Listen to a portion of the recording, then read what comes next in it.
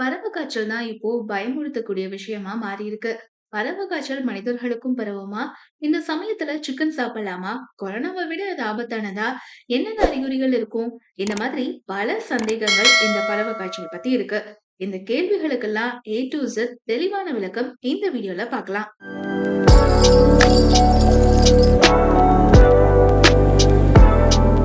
சென்னை அடையாறு பகுதியில கடந்த சில நாட்களா காகங்கள் மர்மமான முறையில உயிரிழந்து வருது. சில நாட்கள்லயே பல நூறு காகங்கள் உயிரிழந்திருக்கிறது பொதுமக்களுக்கு இடையில பெரும் அச்சத்தை ஏற்படுத்துச்சு. ஆரம்பத்துல சாதாரண உயிரிழப்பா இது இருக்கலாம் அப்படின்னு யோசிச்சாங்க. ஆனா இப்போ நடத்தப்பட்ட ஆய்வுல தான் இது ஆபத்தான H5N1 வைரஸ் பாதிப்பு அப்படிங்கிறது தெரிய வந்திருக்கு. சென்னையில தான் இந்த பறவை காய்ச்சல் பிரதானமா பரவி இருக்கு. அதை தாண்டி திருவள்ளூர், செங்கல்பட்டு பகுதிகள்லயும் பரவியிருக்கு. கேரளாவிலயும், பீகார்லயும் பல இடங்கள்ல பறவை காய்ச்சல் பாதிப்பு இருக்கிறதா தகவல்கள் வெளியாகியிருக்கு. பறவை காய்ச்சல் தொடர்பா மக்களுக்கு தமிழ்நாடு பொது சுகாதாரத்துறை சில அறிவுறுத்தல்களை வெளியிட்டிருக்கு. அதுல என்ன சொல்லியிருக்காங்க அப்படின்னா, முற்றிலும் சமைக்கப்படாத, சரிவர சமைக்கப்படாத முட்டை மற்றும் இறைச்சி வகைகளை சாப்பிடறத தவிர்க்கணும். பறவை காய்ச்சல் பாதிக்கப்பட்ட பகுதிகளுக்கு போகிறத தவிர்க்கணும். இந்த நோய் சம்பந்தமான வதந்திகளை நம்ப வேண்டாம். மேலும் கூடுதல் தகவல்களுக்கு 104 தொடர்பு கொள்ளவும் அப்படின்னு தெரிவிக்கப்பட்டிருக்கு.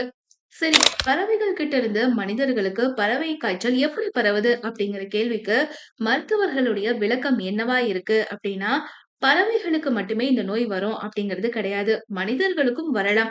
பாதிக்கப்பட்ட பறவைகளுடைய எச்சம் மூலமாகவோ, பச்சையான இறைச்சிய கையாளும் போது அதன் மூலமாகவோ மனிதர்களுக்கு இது பரவும். ஆனா, இதுவரைக்கும் பறவை காய்ச்சல் பாதிப்பு மனிதர்களுக்கு இல்ல அப்படின்னு பொது சுகாதாரத்துறை அறிவிப்பு வெளியிட்டிருக்காங்க அப்படின்னு மருத்துவர்கள் சொல்றாங்க.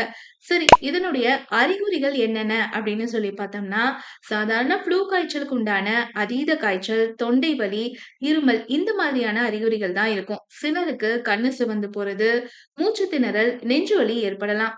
நோய் எதிர்ப்பு திறன் குறைவா இருப்பவர்கள், 60 வயதுக்கு மேற்பட்டவர்கள் அப்படின்னா நிமோனியா காய்ச்சல் ஏற்படும் அப்படின்னு சொல்றாங்க. சரி, யாருக்கெல்லாம் நோய் பரவலுக்கான வாய்ப்பு அதிகம் அப்படின்னு சொல்லி கேட்டோம்னா, பறவைகள அதிகமா கையாள்பவர்கள், தொடுபவர்கள், இறந்த பறவைகள தொடுவோர். அதாவது இறைச்சிக்காகவோ அல்லது அந்த இறந்த பறவைகள அப்புறப்படுத்துவாங்க இல்லையா? அந்த மாதிரியானவங்களுக்கு தான் நோய் பரவலுக்கான வாய்ப்பு அதிகம் அப்படின்னு சொல்றாங்க.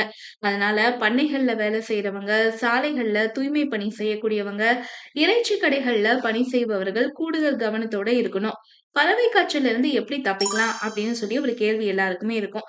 அதுக்கான பதில் என்ன அப்படின்னா, பறவைகளுடைய எச்சத்த தொட்டா கூட, மிதிச்சாலுமே அந்த இடத்த சோப் போட்டு சுத்தமா வாஷ் பண்ணணும். இறைச்சி கையாள்பவர்கள் கைகள்ல மாஸ்க் அணிஞ்சுக்கலாம். இந்த பறவைகள கண்டா அதன கால்நடைத்துறைக்கு தகவலா தெரிவிக்கலாம். சுயமா அப்புறப்படுத்த வேண்டாம் அப்படின்னு சொல்றாங்க. அதையும் மீறி அப்புறப்படுத்தணும் அப்படிங்கிற ஒரு சிச்சுவேஷன் வந்தா 8 டூ 10 அடி ஆழத்துல புதைக்கவோ அல்லது எரிக்கவோ வேணும் அப்படின்னு சொல்லிட்டு பொது சுகாதாரத்துறை அறிவுறுத்தி இருக்காங்க. வீட்டிலோ பண்ணையிலோ பறவை வளர்ப்பவர்கள் அடிக்கடி தங்களுடைய கைகளை சுத்தம் செஞ்சுக்கணும். உடன் பறவைகளோடு செலவிடும் நேரத்துல மாஸ்க் அணியறது ரொம்பவே நல்லது அப்படின்னு சொல்றாங்க.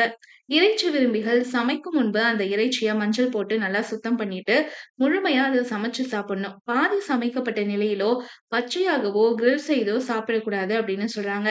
எப்போ மருத்துவர போய் பார்க்கணும் அப்படின்னு சொல்லி பார்த்தோம்னா, 2, 3 நாட்களுக்கும் மேலா காய்ச்சல் தொடர்ந்து இருந்துகிட்டே இருந்தா கண்டிப்பா மருத்துவர போய் பார்க்கணும். சரி, சில செல்லப்பிராணிகளா வீட்ல பறவைகள வளர்க்கலாம்.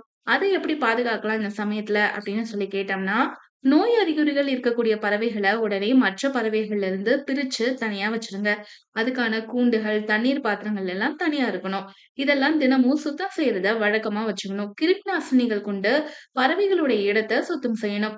அரசு அனுமதியுள்ள பகுதிகள்ல தடுப்பூசி திட்டங்கள் இருந்துச்சு அப்படின்னா, கட்டாயம் ஃபாலோ பண்ணுங்க. சந்தேகப்படுற மாதிரி அறிகுறிகள் இருந்தா, உடனே மருத்துவர் பார்க்கிறது நல்லது.